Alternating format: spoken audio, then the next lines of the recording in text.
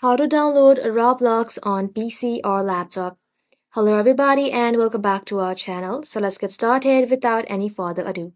So for that, first of all, you want to go ahead and open any browser in your PC. Once you open the browser in the search bar, go ahead and search for roblox.com/download. And once you search for it, you want to go ahead and tap on Download Windows app.